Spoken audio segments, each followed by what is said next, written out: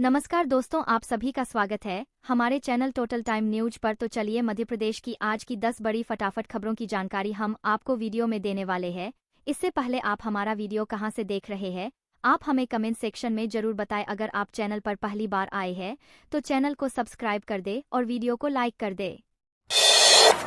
कि नई शराब नीति में बड़ा बदलाव पीओएस मशीन से होगी। बिक्री मध्य प्रदेश की सभी दुकानों पर पीओएस मशीन लगाने का फैसला शराब की बिक्री पर नजर रखने के लिए लिया गया है। इससे टैक्स चोरी रोकने में मदद मिलेगी। साथ ही यह भी पता चल सकेगा कि कौन सी दुकान कितनी शराब बेच रही है। बार कोड को स्कैन करने के बाद ही शराब की बिक्री कर सकेंगे। साथ ही बिल भी देना होगा। नियमों का उल्लंघन करने पर पहले 3 बार में 25,000 का जुर्माना लगाया जाएगा।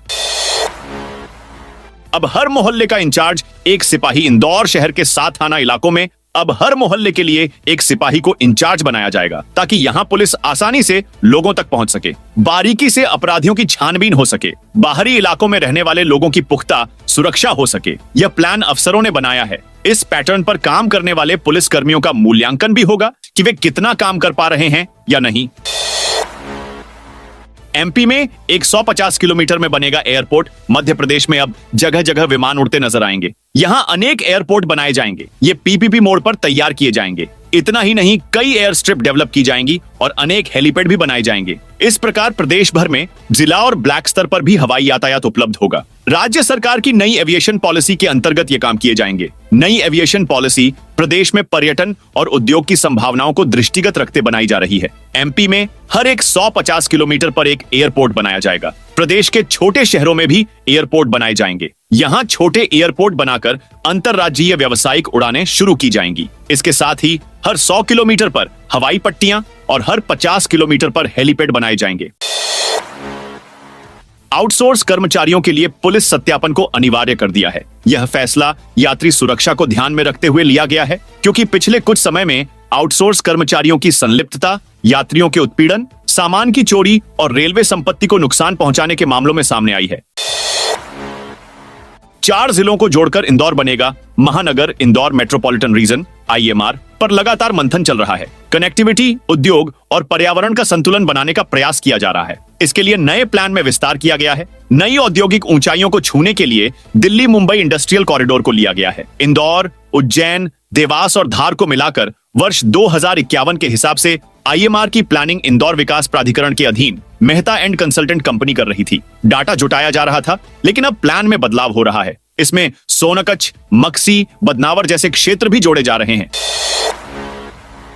एमपी में शुरू हुई गिद्धों की गिनती। मध्य प्रदेश में गिद्धों की गिनती का काम सोमवार से शुरू हो गई है। प्रदेश के अलग अलग हिस्सों में वन विभाग के करीब 900 कर्मचारी और वॉलंटियर्स यह काम करेंगे। यह काम केवल दिन में किया जाएगा। गिद्धों की कम होती संख्या के चलते इनके संरक्षण के लिए कदम उठाए गए। इसके परिणामों का आकलन गिद्धों की गिनती कर किया जाएगा। गिनती 2 चरणों में होगी। पहाड़ी हिस्सों में खास फोकस रहेगा। बैठे गिद्धों को गिना जाएगा। ये गिनती सुबह 7 से 8 बजे तक होगी। इसमें 1 घंटा और बढ़ाने की संभावना रखी है। गौरतलब है कि गिनती के लिए वन विभाग ने पिछले माह सभी सर्कल और डिवीजन स्तर पर 11 मास्टर ट्रेनर ने 16 वन वृत्त में प्रशिक्षण दिया था। इसमें पर्यावरणविद भी शामिल हुए।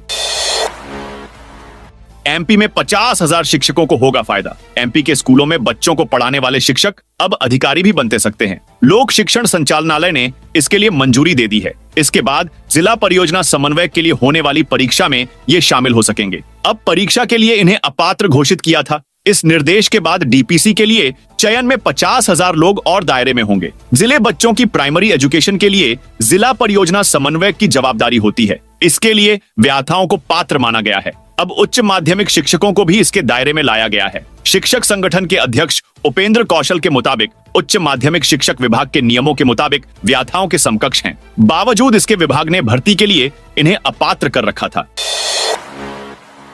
एमपी में 17 फरवरी से सामूहिक अवकाश पर जाएंगे पटवारी। एमपी के नर्मदापुरम में 2 साथियों के निलंबन की कार्रवाई को लेकर नगर के पटवारियों में नाराजगी है। उन्होंने कार्रवाई समाप्ति का मांग पत्र शुक्रवार को कलेक्टर के नाम नायब तहसीलदार को सौंपा है, जिसके अनुसार कार्रवाई समाप्त नहीं होने पर 17 फरवरी से तहसील के पटवारी सामूहिक अवकाश पर जाएंगे। पटवारियों के अनुसार निलंबन बिना किसी सूचना दिए एवं बिना स्पष्टीकरण मांगे किया है। पटवारी का दायित्व ई बस्ता अंतर्गत चालू वर्ष का खसरा संधारित करना होता। रही कार्रवाई न्याय संगत नहीं है, इसे समाप्त किया जाए।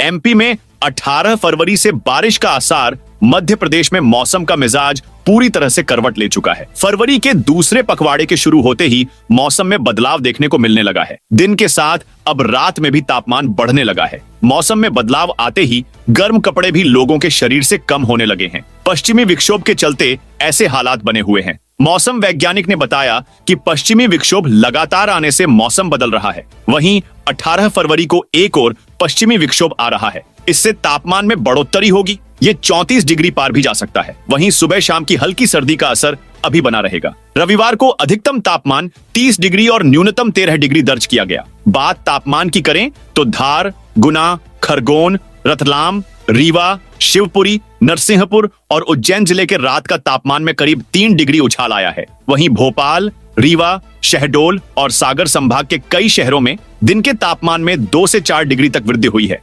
रतलाम, मंडला, खजुराहो, गुना, धार, खरगोन, उज्जैन और दमोह में पारा 30 से 35 डिग्री तापमान रहा।